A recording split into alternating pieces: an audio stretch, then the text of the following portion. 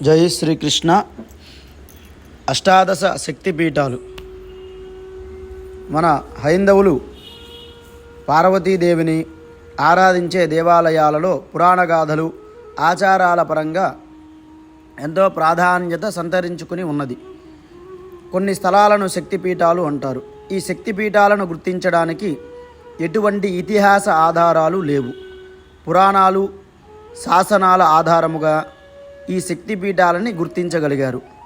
ఈ శక్తిపీఠాలు మన దేశంలోనే కాకుండా పాకిస్తాన్, శ్రీలంక, టిబెట్, నేపాల్ దేశాలలో కనిపిస్తాయి. ఈ శక్తిపీఠాలు ఎన్ని అనే విషయంలో విభేదాలున్నాయి. 18 అని, 51 అని, 52 అని, మరికొంతమంది 108 అని వేరువేరు లెక్కలు ఉన్నాయి. పరిశోధనలకు అంచనాలకు మేరకు ఆసియా ఖండములో 52 శక్తిపీఠాలు ఉన్నాయి. అయితే 18 ప్రధానమైన శక్తిపీఠాలని అష్టాదశ శక్తిపీఠాలు అంటారు. అష్టాదశ శక్తిపీఠాల పురాణ కథ. ఒకప్పుడు దక్షకుడు బృహస్పతి యాగం చేసినప్పుడు అందరినీ ఆహ్వానించాడు, కానీ కూతురిని, అల్లుడిని పిలవలేదు. ఎందుకంటే దక్షకుని కుమార్తె సతీదేవి ద్రాక్షాయణి తండ్రి మాటకు విరుద్ధంగా శివుడిని పెళ్లాడింది. పుట్టింటివారు ప్రత్యేకంగా పిలవాలా ఏమిటి అని సతీదేవి శివుడు చెప్పినా వినకుండా ప్రమదగణాలను వెంటబెట్టుకొని యాగానికి వెళ్ళింది. కానీ అక్కడ అవమానానికి గురయ్యింది. ముఖ్యంగా శివనింద సహించలేక ఆమె యోగాగ్నిలో భస్మమయ్యింది. విషయం తెలుసుకున్న పరమశివుడు వీరభద్రుణ్ణి సృష్టించి దక్షయజ్ఞాన్ని ధ్వంసం చేశాడు. సతీదేవి పార్థివ దేహాన్ని భుజాన వేసుకొని ప్రళయతాండవం చేయసాగాడు. ఉగ్రశివుడిని శాంతింపజేసేందుకు చక్రప్రయోగం చేసి సతీదేవి శరీరాన్ని ఖండించాడు విష్ణువు. ఆ శరీర భాగాలు పడిన ప్రాంతాలే అష్టాదశ శక్తిపీఠాలు అని చెబుతోంది దేవీ భాగవతం. కానీ సతీ వియోగ దుఃఖం తీరని శివుడు ఆమె మృత శరీరాన్ని అంటిపెట్టుకొని ఉండి తన జగద్రక్షణా కార్యాన్ని మానివేశాడు. దేవతల ప్రార్థనలు మన్నించిన మహావిష్ణువు సుదర్శన చక్రంతో ఆ దేహాన్ని ఖండాలుగా చేసి శివుడిని కర్తవ్యోన్ముఖుడిని చేశాడు. సతీదేవి శరీర భాగాలు పడిన స్థలాలు శక్తిపీఠాలుగా భక్తులు, ముఖ్యంగా తంత్ర సాధకులకు ఆరాధనా స్థలాలు అయినాయి. ప్రతి శక్తిపీఠంలోనూ ద్రాక్షాయణి మాత భైరవుని, శివుని తోడుగా దర్శనమిస్తుంది.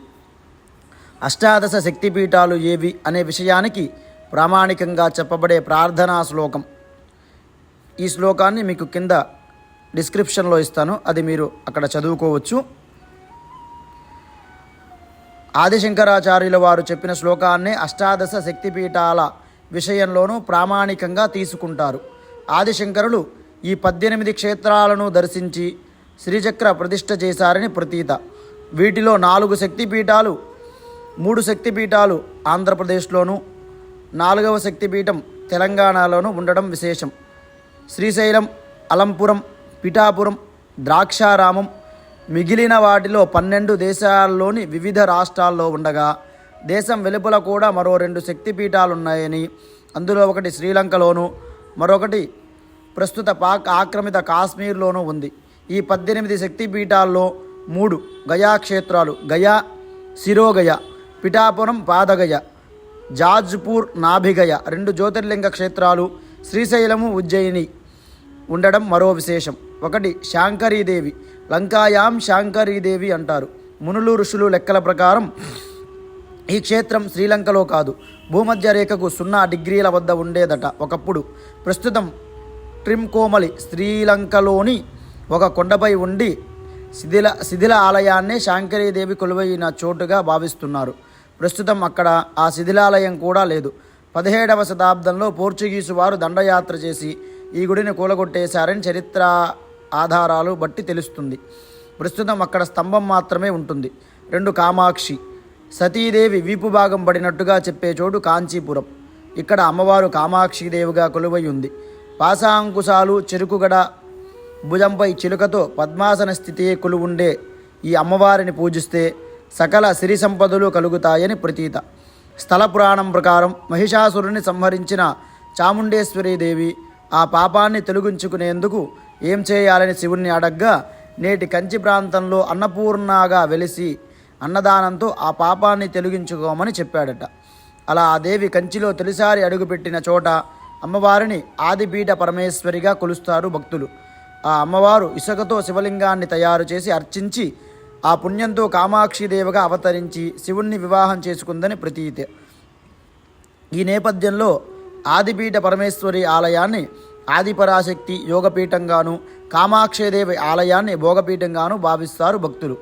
3. శృంఖల అమ్మవారి ఉదర భాగం పడిన చోటు ప్రద్యుమ్నం. ఈ క్షేత్రం గుజరాత్లో ఉన్నదని కొందరు, కోల్కతాకి దగ్గరలో ఉన్నదని మరికొందరు అంటారు.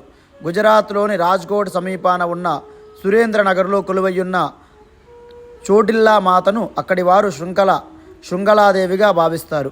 కానీ పశ్చిమ బెంగాల్లో ఉన్న పాండువా అనే అసలైన శక్తి క్షేత్రం అని అత్యధికులు విశ్వసిస్తారు. అయితే పాండువా గ్రామంలో ఒకప్పుడు శృంఖలాదేవి ఆలయం ఉన్నదని చెప్పే ప్రదేశంలో ప్రస్తుతం ఒక మసీదు మినారు కనిపిస్తుంది. పురాతత్వ శాస్త్రవేత్తల ఆధీనంలో ఉన్న ఈ ప్రాంగణంలోకి సామాన్యులకు ప్రవేశం నిషిద్ధం. ఏటా మాఘమాసంలో మాత్రం అక్కడ మేళతాళ పేరుతో ఉత్సవం నిర్వహిస్తారు. ఆ వేడుకల్లో హిందూ ముస్లింలు కలిసే పాల్గొనడం విశేషం. 4. చాముండి హరుని రుద్రతాండవంలో అమ్మవారు కురులు ఊడి ప్రస్తుత మైసూర్ ప్రాంతంలోని చాముండి పర్వతాలపై పడ్డాయని స్థల పురాణం చెప్తుంది. ఈ ప్రాంతం ప్రజలను హింసిస్తున్న మహిషాసురుణ్ణి సంహరించడానికి సతీ శక్తి చాముండేశ్వరిగా అవతరించిందని దేవీ భాగవతం చెబుతోంది. ఈ ఆలయంలో అమ్మవారు స్వర్ణ విగ్రహ రూపంలో కొలువై భక్తుల పూజలు అందుకుంటోంది. 5. జోగులాంబ తెలంగాణ రాష్ట్రంలోని శక్తిపీఠాల్లో మొదటి క్షేత్రం. సతీదేవి ఖండితాంగాలలో పై వరుస దంతాలు దవడ భాగం పడినట్టు చెప్పే చోటు. ఈ దేవి కొలువై ఉన్న ఆలయాన్ని 14వ శతాబ్దంలో ముస్లిం రాజులు కూల్చేశారు. అప్పట్లో అక్కడి వారు అమ్మవారి విగ్రహాన్ని బాలబ్రహ్మేశ్వర ఆలయంలో ఉంచారట. 2004లో కొత్తగా గుడి కట్టి జోగులాంబాదేవిగా అక్కడ ప్రతిష్ఠించారు. ఈ ఆలయం చుట్టూ ఒక నీటి గుండం ఉంటుంది. జోగులాంబ ఉగ్రస్వరూపిణి కాబట్టి ఆ తల్లిని శాంతింపజేసేందుకే ఈ ఏర్పాటు అని చెబుతారు స్థానికులు. ఆలయంలోని గర్భగుడిలో ఆసీన ముద్రలో కొలువై ఉంటుంది జోగులాంబ. ఆ తల్లి సమక్షంలో సప్తమాతృకలు, వీణాపాణి, సరస్వతీదేవి, వీరభద్రుల విగ్రహాలు ఉంటాయి. భ్రమరాంబిక విష్ణు చక్రభిన్న అయిన సతీ మెడభాగం పడిన చోటు శ్రీశైల క్షేత్రం. 12 జ్యోతిర్లింగాల క్షేత్రం కూడా అయిన శ్రీశైలాన్ని దర్శించుకుంటే పునర్జన్మ ఉండదని ప్రతీత. అరుణాసురుడనే రాక్షసుడు ఈ ప్రాంతంలో ప్రజలకు మునులకు హాని కలిగిస్తూ ఉండగా 2-4 కాళ్ళ జీవులతో మరణం లేకుండా వరం పొందిన అతన్ని సంహరించేందుకు ఇక్కడ కొలువైన సతీ శక్తి భ్రమర తుమ్మెద రూపంలో అవతరించిందట. అసురవధ అనంతరం భ్రమరాంబికగా ఈ క్షేత్రంలోనే మల్లికార్జున స్వామి గుడి వెనక భాగంలో కొలువై ఉందని స్థల పురాణం చెప్తుంది.